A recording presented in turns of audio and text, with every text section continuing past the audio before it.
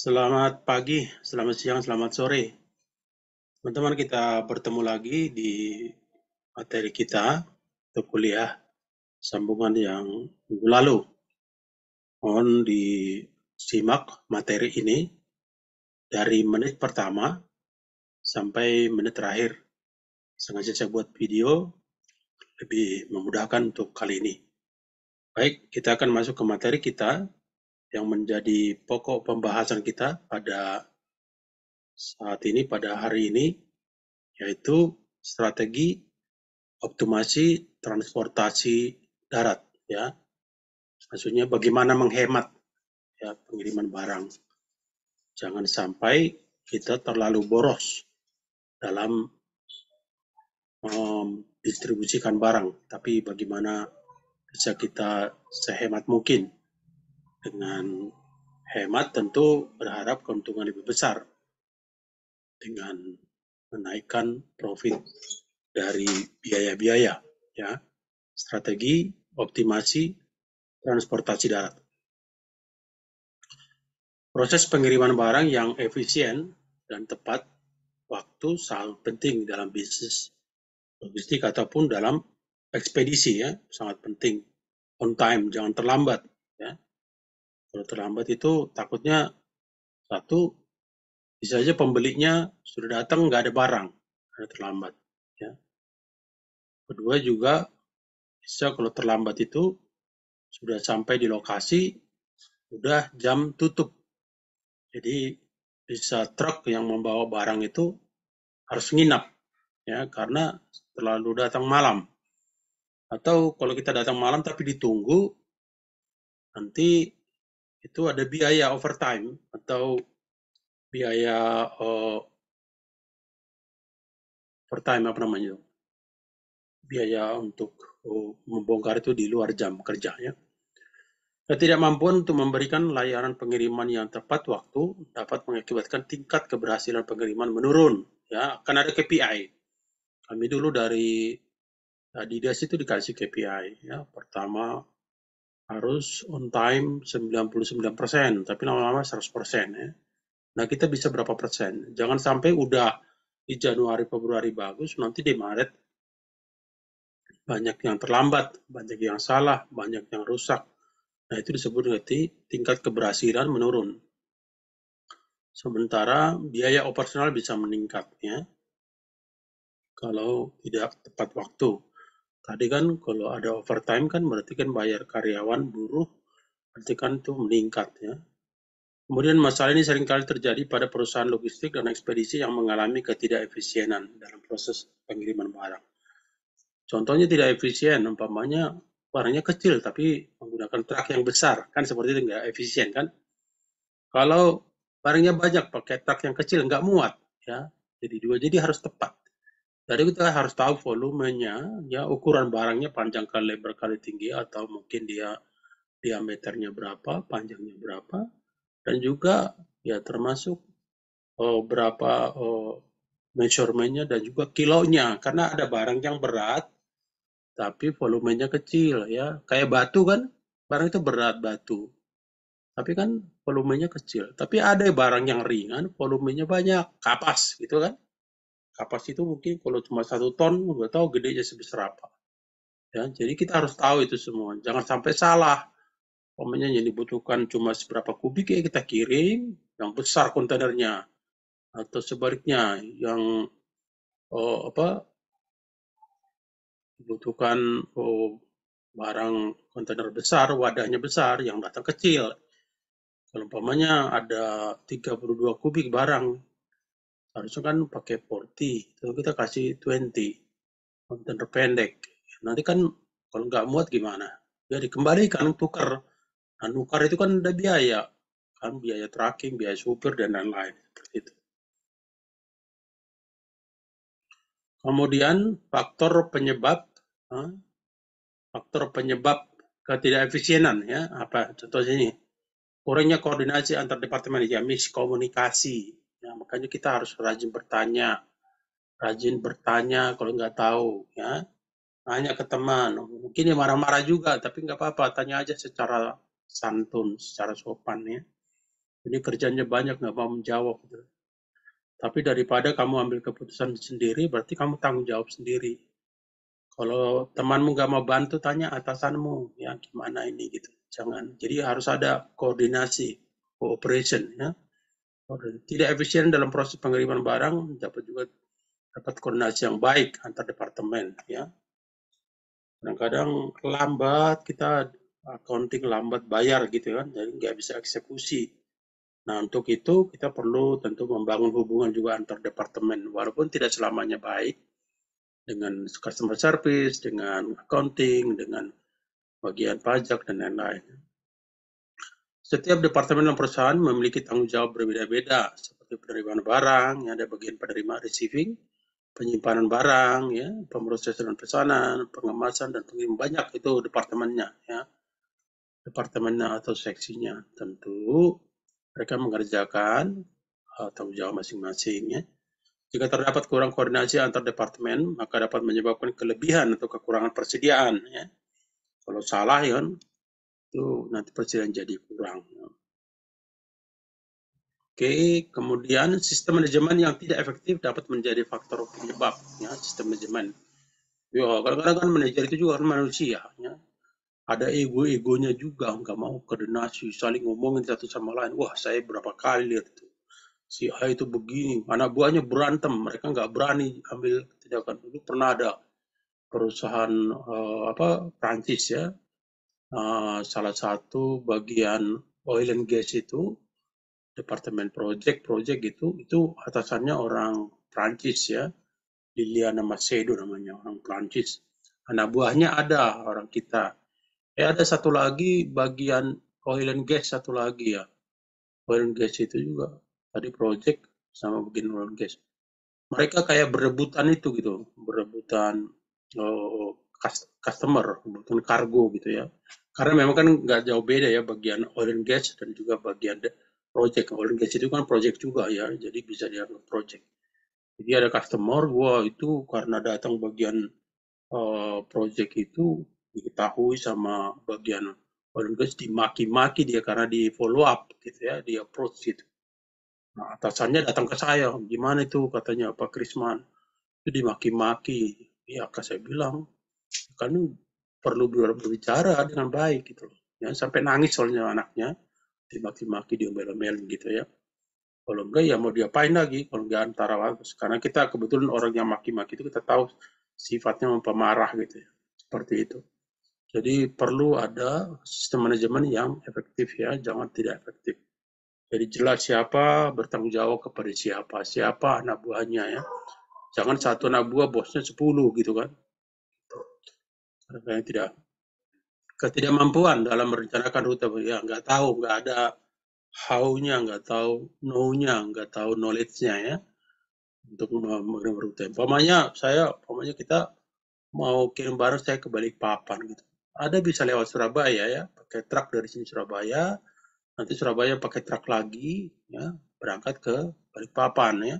Tapi ada juga dari Jakarta langsung masuk kontainer, dari kontainer nanti pakai kapal langsung ke Balikpapan. Jadi sama-sama nyampe ke Balikpapan, tapi tentu ada yang lebih cepat, ada yang lebih lama ya. Itu kayak jalan juga kan ada jalan pemotongan ya. Kadang-kadang jalan memotong atau shortcut itu biasanya itu biayanya lebih mahal ya. Kemudian ketidakmampuan dalam merencanakan rute penerbangan dapat mengakibatkan waktu yang tidak efisien ya.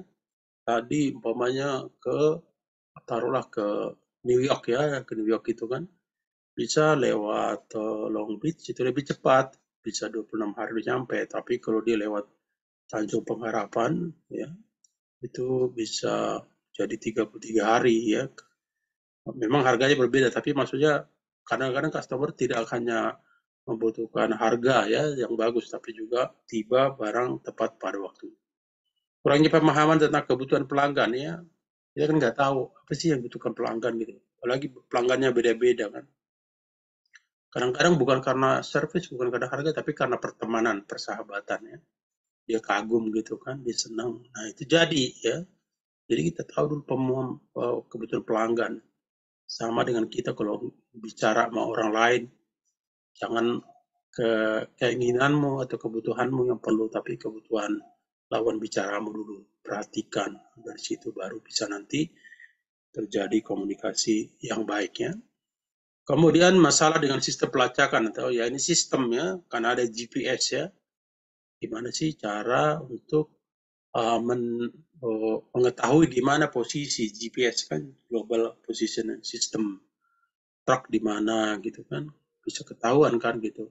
Di mana kayak kita menggunakan apa itu Google Map ya, kan kadang-kadang bisa yang tahu yang kita kemana langsung, atau kita memesan ojek itu atau gokar, kita tahu gokarnya udah sampai di mana. Seperti itu sistem pelacakan, dilacak gitu ya, biar nanti servisnya bagus gitu. Kemudian kurang pengguna teknologi ya, masih manual. Orang bikin DO udah pakai email, WA, dia masih manual zaman dulu. Accounting juga seperti itu, ya masih manual. Jadi informasinya masih sangat kurang ya. Kemudian dampak dari ketidakefisienan, kalau tidak efisien itu ada dampaknya ya. Menurunnya tingkat keberhasilan pengiriman ya. Kalau tidak efisien, tidak efektif, tentu nanti tadi ada KPI, KPI-nya tidak achieve, tidak berhasil ya. Ketika proses pengiriman tidak berjalan dengan baik, ada kemungkinan besar barang tidak sampai pada tujuan tepat waktu ya. Jangan sampai barang yang dibutuhkan di Lebaran nyampainya di Natal. Jangan sampai barang di Natal nyampainya di Lebaran. Jangan sampai barang di musim dingin dibutuhkan musim dingin, datangnya di musim panas. Jangan sampai barang di musim panas datangnya di musim hujan, seperti itu ya. Harus tepat. Bagaimana agar bisa tepat? Ya itu hati-hati. Ya careful. Kemudian check and recheck gitu ya. Terus cepat ya, service yang bagus.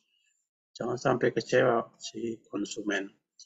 Penurunan laba perusahaan ya tentu dampaknya kalau banyak yang salah, nanti pengiriman barangnya salah, kemudian tentu membutuhkan biaya. Butuh biaya artinya labanya menurun karena cost atau biaya tinggi, atau karena customer kecewa sehingga dia beralih ke tempat lain, ke produk lain yang potensial menjadi profit tidak dapat. Itu juga bisa mengurangi penurunan laba perusahaan. Meningkatkan biaya operasional ya. Kalau tadi truk salah kirimnya 20 kontainer, contohnya 40 ya. Lalu 20 itu harus dibalikin dulu ke depo. Nah, balikin depo menggunakan truk tentu ada biaya. Kalau Jabodetabek itu bisa 3 juta, 4 juta kan. Ya, nanti sampai di depo itu juga akan diganti kontainer. Waktu ganti kan ada alat itu. Dimuat, dibongkar kan, memuat yang benar, membongkar yang salah itu. Itu ada biaya lift on, lift off ya namanya. Itu biaya itu harus bayar, kan gak ada yang gratisan di depo. Ada lagi biaya administrasi, biaya operator dan lain-lain ya. Kemudian solusi untuk meningkatkan efisiensi, apa solusinya?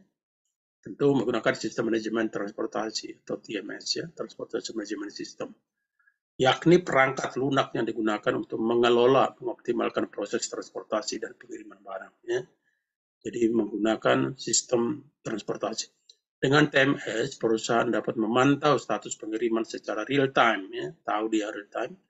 Optimalkan rute pengiriman ya, dari mana ke mana. Kan kalau kita pakai Google Map kan kadang-kadang kita tahu di mana macet, di mana enggak macet. Memperkirakan waktu tiba ya, tahu kita tiba jam 5 sore, tolong ditunggu ya daripada lembur kan gitu. Mengelola inventory ada berapa, membuat laporan kinerja ya, gimana sih kinerja tadi menggunakan KPI, Key Performance Indicator ya. Kalau dari 100 pengiriman, wah salahnya cuma sampai 30, nah parah kan itu. Tapi kalau salah 2 atau 3 ya wajar, tapi itu juga kalau bisa jangan ada salah, tapi 0% kesalahan. Dengan mengurangi biaya operasional karena pengiriman dapat diatur dan dijadwalnya dengan baik.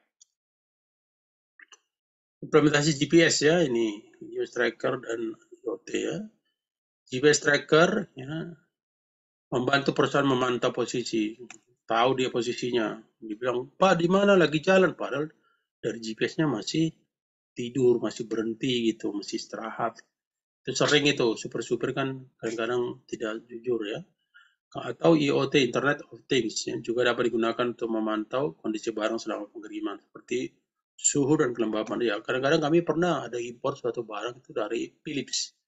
Philips itu mesin buat Philips lampu ya, lampu Philips itu. Terus waktu kita import itu ada itunya, karena di kontainer itu nggak boleh terlalu panas gitu ya. Jadi biasanya itu taruh di palka. Kontainer di kapal itu kan banyak, banyak kontainer sana sini disusun. Nah dia taruh di bawahnya biar adem. Dan dibuat juga alat di dalam itu, ada digantungkan kayak radio gitu, taruh di pojok-pojok itu. Nanti dicek itu. Selama perjalanan ketahuan berapa sih kelembapannya, berapa sih suhu di dalam kontainer itu. Sehingga barangnya tidak sampai rusak. Pelatihan, nah pelatihan karyawan sangat perlu ya. Kadang-kadang kita pikir salah teknologinya, salah sistemnya, salah programnya. Enggak, ternyata orangnya nggak bisa menggunakan. Bisa. Pernah itu di mana itu di Ciwandan, di daerah Banten sana, menurunkan barang yang sangat besar banget itu untuk Krakatau Steel. Kita menggunakan multi axle truk yang tahu kan truk yang itu bannya kecil-kecil itu ada ratusan truk pakai itu. Karena multi axle-nya atau truknya itu baru, ya, supirnya super tua, nggak tahu dia on off aja dia nggak tahu ada on ada off gitu ya. Karena nggak tahu bahasa Inggris tadi, dia perlu pelatih. Dia masih off, nggak hidup-hidup lah, hidup ngeng kayak ini. Waktu kita lihat itu masih off Pak. Balik dia on langsung dihidupin bisa. Nah tadi dilatih karyawan sehingga ada istilahnya know how. Dia mengetahui bagaimana cara mengerjakannya. Ya. Kemudian integrasi antar departemen dan sistem ya. Jangan sampai sistem-sistem itu mandiri-mandiri, ego sektoral kalau di pemerintahan kan. Jangan sampai sangat tinggi ego sektoral, harus bekerja sama ya satu sama lain. Walaupun kadang-kadang ya tadi ego sektoral juga ada perlunya juga membuat orang lain tidak mau semacamnya. Dalam rangka meningkatkan efisiensi dalam proses pengiriman barang, perusahaan dapat menggunakan kombinasi dari solusi tersebut atau solusi lain ya yang sesuai dengan kebutuhan situasi perusahaan. Ya, perlu ada solusi-solusi. Oke, sedikit aja. Jadi sampai di sini pertemuan kita. Sekali lagi, nanti setelah dibaca di WA di grup bahwa kamu baca itu jam berapa sampai jam berapa. Terima kasih. Selamat siang, selamat pagi semuanya.